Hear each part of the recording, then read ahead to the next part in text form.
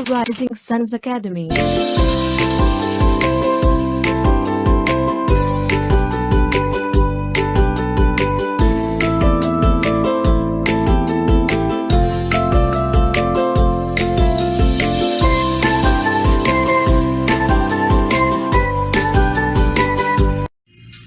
नमस्कार दोस्तों, आप सभी का बहुत बहुत स्वागत है आपके अपने इस प्लेटफॉर्म पर। और गाइस, आज है 15 जून 2021 और हम देखेंगे 15 जून का करंट अफेयर। सारे क्वेश्चंस कवर करेंगे, तो पूरा वीडियो ध्यान से देखें, बने रहे वीडियो के अंत तक हमारे साथ। और ये जो सेशन है करंट अफेयर का, आप सभी के लिए इंपॉर्टेंट है। आप किसी भी तैयारी करें, किसी भी प्रतियोगी परीक्षा की तैयारी कर रहे हैं, तो ये आपके लिए मोस्ट इंपॉर्टेंट है। यानी कि करंट अफेयर सभी परीक्षाओं के लिए बहुत महत्वपूर्ण है, क्योंकि हर एग्जाम में करंट अफेयर से क्वेश्चन जरूर बनते हैं।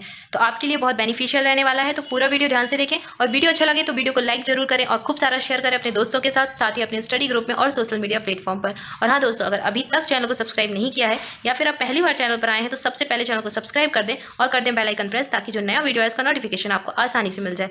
आइए चलिए स्टार्ट करते हैं। देखते हैं आज का पहला प्रश्न दिवस से संबंधित है। प्रश्न है, विश्व रक्तदाता दिवस या फिर वर्ल्ड ब्लड डोनर डे निम्न में से किस दिन मनाया जाता है? तो ये मनाते हैं हर वर्ष 14 जून को।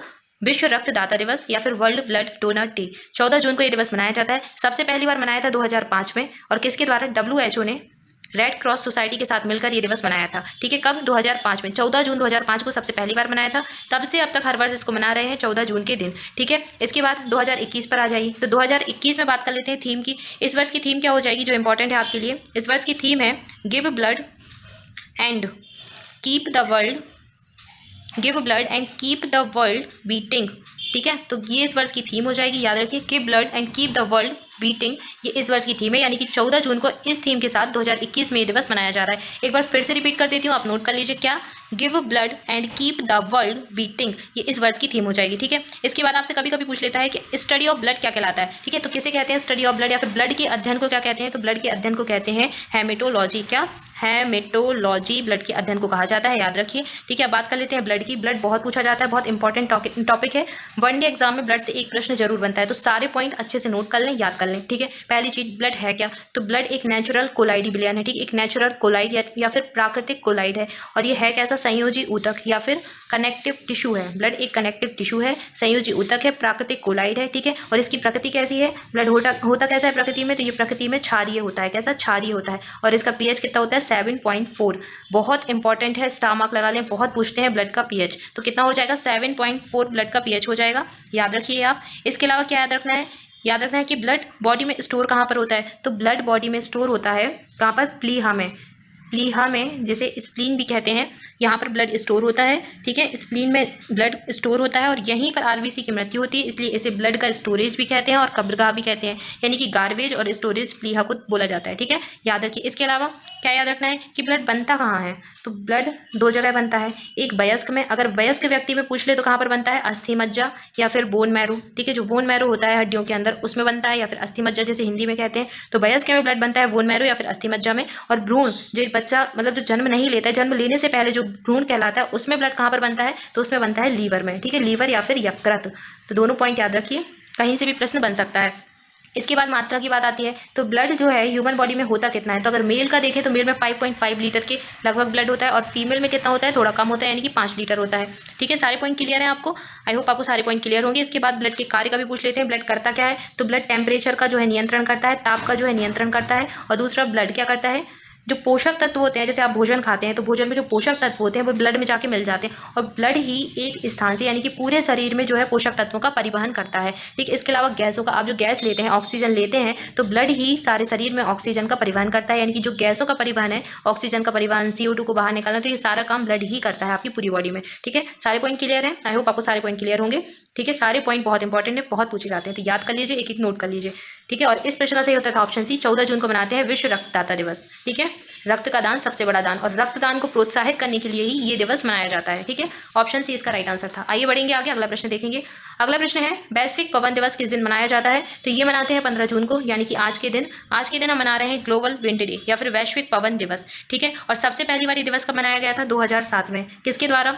एक ग्लोबल विंड एनर्जी काउंसिल है, GWEC, global wind energy council है, उसने सबसे पहले 2007 में दिवस मनाया था। तब से अब तक हर वर्ष 15 जून को वैश्विक पवन दिवस मना रहे हैं। ठीक है, अगर आपसे पूछे स्टडी ऑफ विंड क्या कहलाता है, तो स्टडी ऑफ विंड बोलते हैं एनेमोलॉजी। क्या? एनेमोलॉजी स्टडी ऑफ विंड कहलाता है, याद रखिए। ठीक है, और स्टडी ऑफ ब्लड हेमेटोलॉजी, अभी बताया था मैंने। और इस प्रश्न का सही उत्तर है ऑप्शन डी, 15 जून को ये दिवस मनाते हैं। ठीक है, अच्छा एक पॉइंट और का भी पूछ लेते हैं, कंट्री ऑफ विंड, ठीक है, यानी हवाओं का देश किसे कहते हैं, तो कंट्री ऑफ विंड हो जाएगा क्या? डेनमार्क। सॉरी, आपने डेनमार्क कंट्री का नाम सुना होगा, तो डेनमार्क को कहते हैं कंट्री ऑफ विंड, हवाओं का देश। ठीक है, ये भी पॉइंट कभी कभी पूछ लेते हैं, याद रखिए। ऑप्शन डी इसका राइट आंसर था। आइए बढ़ते हैं आगे, अगला प्रश्न देखते हैं। अगला प्रश्न है, भारत की नीरज चोपड़ा ने पुर्तगाल में लिस्बन के सिडडेडी लिस्बोआ नाम की एक जगह है, यहाँ पर भाला फेंक प्रतियोगिता में निम्न में से कौन सा पदक जीता है, तो नीरज चोपड़ा जी ने जीता है स्वर्ण पदक। इस प्रतियोगिता में भाला फेंक प्रतियोगिता हो रही थी पुर्तगाल के लिस्बन में आयोजित, वहां पर इन्होंने जीत लिया स्वर्ण पदक। तो इस प्रश्न से दो चीजें याद रखनी है, एक तो याद रखना है आपको कि लिस्बन, पुर्तगाल के लिस्बन में जो प्रतियोगिता हुई इसमें कौन सा पदक जीता है, स्वर्ण पदक। ठीक है, जो तो प्रश्न में ही पूछा गया है। दूसरा याद रखना है नीरज चोपड़ा किस खेल से संबंधित है, भाला फेंक प्रतियोगिता से संबंधित है। कभी कभी पूछ लेते हैं कि नीरज चोपड़ा किस खेल से संबंधित है, पूछ लेंगे तो भाला फेंक ऑप्शन में रहेगा, आपको सही उत्तर टिक करना पड़ेगा। तो याद रखिए खेल का नाम। ठीक है, नीरज चोपड़ा भाला फेंक प्रतियोगिता से संबंधित है। ऑप्शन ए इस प्रश्न का राइट आंसर हो जाएगा। ठीक है, आइए बढ़ते आगे, देखते हैं अगला प्रश्न।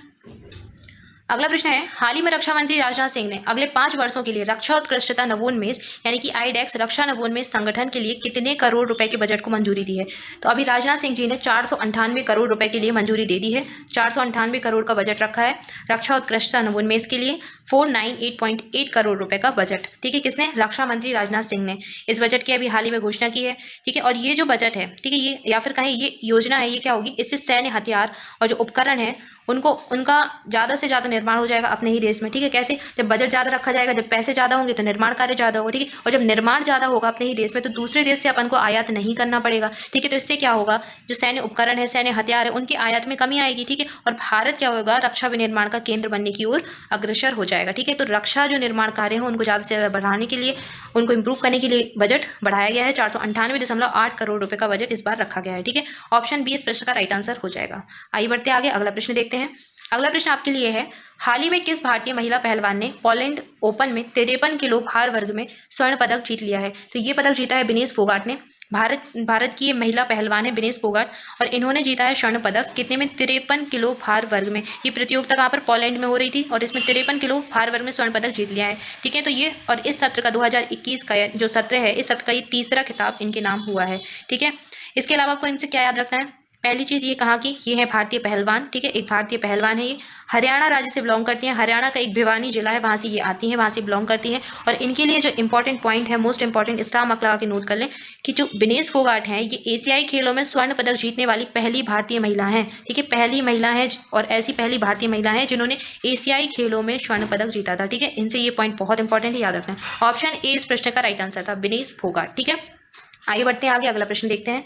अगला प्रश्न है, हाल ही में किस देश के तैराक काइली मैककेन ने 100 मीटर बैक स्ट्रोक प्रतिस्पर्धा में 57.45 सेकंड का समय निकालकर नया रिकॉर्ड कायम किया है, तो ये जो खिलाड़ी है ये है ऑस्ट्रेलिया के, नाम क्या है, काइली मैककेन, और इन्होंने बना दिया है रिकॉर्ड 100 मीटर बैक स्ट्रोक प्रतिस्पर्धा में 57.45 सेकंड का समय निकाल के इन्होंने एक विश्व रिकॉर्ड कायम किया है। ठीक है, तो काइली मैककेन कहाँ के हैं, ऑस्ट्रेलिया के खिलाड़ी हैं। ऑप्शन बी आपका राइट आंसर हो जाएगा। ठीक है, इससे पहले ये रिकॉर्ड किसके नाम था, तो इससे पहले ये रिकॉर्ड था अमेरिका के तैराक है एक रैगन स्मिथ, तो इनके नाम ये रिकॉर्ड था। अब काइली ने ये रिकॉर्ड कायम कर लिया है। ठीक है, अब दूसरी चीज इससे क्या याद रखनी है, आपको याद रखना है कि पहली चीज तैराकी से संबंधित है काइली मैककेन, कहाँ के हैं, ऑस्ट्रेलिया के। दूसरा पॉइंट याद रखना है, कभी कभी पूछ लेते हैं शब्दावली। ठीक है, तो बैक स्ट्रोक पूछ ले कि बैक स्ट्रोक किस खेल से संबंधित है, तो बैक स्ट्रोक संबंधित है तैराकी से। इसके अलावा कभी कभी पूछ लेते हैं बटरफ्लाई, क्या बटरफ्लाई, तो बटरफ्लाई भी किससे संबंधित हो जाएगा, तैराकी खेल से संबंधित हो जाएगा, ये भी याद रखना है। ठीक है, आई होप सारे पॉइंट क्लियर होंगे आपको। ऑप्शन बी इस प्रश्न का राइट आंसर था। आइए बढ़ते हैं आगे, अगला प्रश्न देखते हैं। अगला प्रश्न है, हाल ही में किस टेनिस खिलाड़ी ने स्टेफानोस सित्सिपास को हराकर 5 साल बाद फिर से फ्रेंच ओपन का खिताब जीत लिया है, तो ये कौन से खिलाड़ी हैं जिन्होंने ये फ्रेंच ओपन का खिताब फिर से अपने नाम कर लिया है, तो ये हैं कौन, नोवाक जोकोविच। ऑप्शन डी आपका राइट आंसर हो जाएगा। तो विश्व के नंबर 1 टेनिस खिलाड़ी सर्बिया के हैं ये नोवाक जोकोविच, इन्होंने फ्रेंच ओपन के फाइनल मुकाबले में ग्रीक के युवा खिलाड़ी स्टेफानोस सित्सिपास को हरा दिया है। ठीक है, और ये खिताब अपने नाम कर लिया है, नोवाक जोकोविच। पूछा जाता है कि किस देश से हैं, तो ये सर्बिया के हैं, कहाँ के, सर्बिया कंट्री से बिलोंग करते हैं, बहुत इंपॉर्टेंट है, बहुत पूछते हैं, याद रखिए। ऑप्शन डी इस प्रश्न का राइट आंसर था। आइए बढ़ते हैं आगे, अगला प्रश्न देखते हैं। अगला प्रश्न है, इजराइल के नए प्रधानमंत्री के रूप में निम्न में से किसने शपथ लेकर कार्यभार संभाल लिया है? तो ये बन गए हैं नाफ्ताली बेनेट, इजराइल के नए प्रधानमंत्री। इमेज में आप देख सकते हैं ये है नाफ्ताली बेनेट और ये बन गए हैं इजराइल के प्रधानमंत्री। ठीक है, ऑप्शन ए इस प्रश्न का राइट आंसर हो जाएगा। नेक्स्ट है, अगला प्रश्न है आपके लिए, भारत का पहला अंतर्राष्ट्रीय समुद्री सेवा क्लस्टर किस राज्य में स्थापित किया जा रहा है? तो भारत का पहला है इसलिए मोस्ट इंपॉर्टेंट है। ठीक है, और किस राज्य में स्थापित किया जा रहा है? तो ये बनने जा रहा है गुजरात में। ऑप्शन डी इस प्रश्न का राइट आंसर है। अंतर्राष्ट्रीय समुद्री सेवा क्लस्टर कहाँ पर बनेगा? गुजरात में। गुजरात में गिफ्ट सिटी नाम की जगह है, वहां पर ये क्लस्टर का निर्माण किया जा रहा है। ठीक है, और इस क्लस्टर में क्या होगा? इस क्लस्टर में सारी सुविधाएं होंगी। ठीक है, सारी नियामक सरकारी एजेंसियां, समुद्री शिपिंग, मतलब जो भी चीजें होती हैं समुद्री परिवहन से संबंधित, तो सारी चीजें यहाँ पर उपलब्ध हो जाएंगी। ठीक है, और इस क्लस्टर का ये इस तरीके का भारत का पहला अंतर्राष्ट्रीय समुद्री सेवा क्लस्टर है। ठीक है, गुजरात में गिफ्ट सिटी नाम की एक जगह है, वहां पर ये बनेगा। ठीक है, याद रखिए। इसके अलावा क्या याद रखना है? गुजरात के जो मुख्यमंत्री हैं वो है विजय रूपाणी। कौन है? विजय रूपाणी यहाँ के मुख्यमंत्री हो जाएंगे। और यहाँ के गवर्नर कौन है? आचार्य देवव्रत पात्रा यहाँ के गवर्नर हो जाएंगे। ठीक है, ऑप्शन डी इस प्रश्न का राइट आंसर है। आइए बढ़ते आगे, अगला प्रश्न देखते हैं। अगला प्रश्न है, ब्रिटेन में रहने वाली किस भारतीय मूल की पत्रकार को अमेरिका का पत्रकारिता पुरस्कार पुलित्जर अवार्ड दिया गया है? तो ये कौन है? ये है मेघा राजगोपालन। ऑप्शन ए इस प्रश्न का राइट आंसर हो जाएगा। इमेज में देख सकते हैं आप, ये है मेघा राजगोपालन और इनको मिला है, ठीक है, कौन सा? अमेरिका का पत्रकारिता पुरस्कार पुलित्जर अवार्ड से इनको सम्मानित किया गया है। और ये भारतीय मूल की पत्रकार हैं। ठीक है, भारतीय मूल के पत्रकार हैं और कहाँ पर रहती हैं? ब्रिटेन में। ऑप्शन ए इस प्रश्न का राइट आंसर हो जाएगा, मेघा राजगोपालन। इमेज में देख लीजिए, ये है मेघा राजगोपालन। ठीक है, आइए बढ़ते हैं आगे, अगला प्रश्न देखेंगे।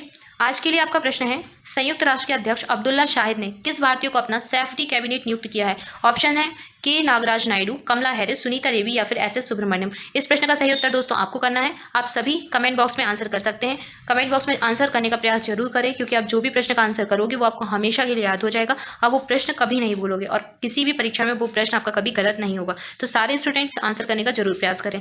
एंड दोस्तों, अगर अभी तक आपने चैनल को सब्सक्राइब नहीं किया है तो जल्दी से कर दे चैनल को सब्सक्राइब। और वीडियो अच्छा लगा हो तो वीडियो को लाइक करें, अपने खूब सारे दोस्तों के साथ शेयर करें, अपने स्टडी ग्रुप में, सोशल मीडिया प्लेटफॉर्म पर, सभी जगह वीडियो को ज़्यादा से ज़्यादा शेयर करें। And thank you so much for watching this video के अंत तक बने रहने के लिए आप सभी का बहुत बहुत धन्यवाद। आज के लिए इतना ही, मिलते हैं नेक्स्ट वीडियो में। Thank you so much. सारे स्टूडेंट्स आंसर जरूर करें। और दोस्तों, आप डेली करंट अफेयर का जो वीडियो होता है उसकी क्लास जरूर लें, बिल्कुल भी मिस ना करें, क्योंकि आपके एग्जाम आने वाले हैं और ये आपके लिए बहुत बेनिफिशियल रहने वाली है। ठीक है, सो जरूर से क्लास लें। और अगर अभी तक चैनल को सब्सक्राइब नहीं किया है तो जल्दी से चैनल को कर दें सब्सक्राइब और अपने दोस्तों के साथ खूब सारा शेयर करें। वीडियो अच्छा लगे तो वीडियो को लाइक भी करें और हाँ, बेल आइकन जरूर से प्रेस कर दें ताकि जो नया वीडियो चैनल पर है उसका नोटिफिकेशन आपको मिल जाए। Thank you for watching this video. आप सभी घर पर रहें, सुरक्षित रहें और पढ़ाई करते रहें। आज के लिए इतना ही, मिलते हैं नेक्स्ट वीडियो में। Thank you so much.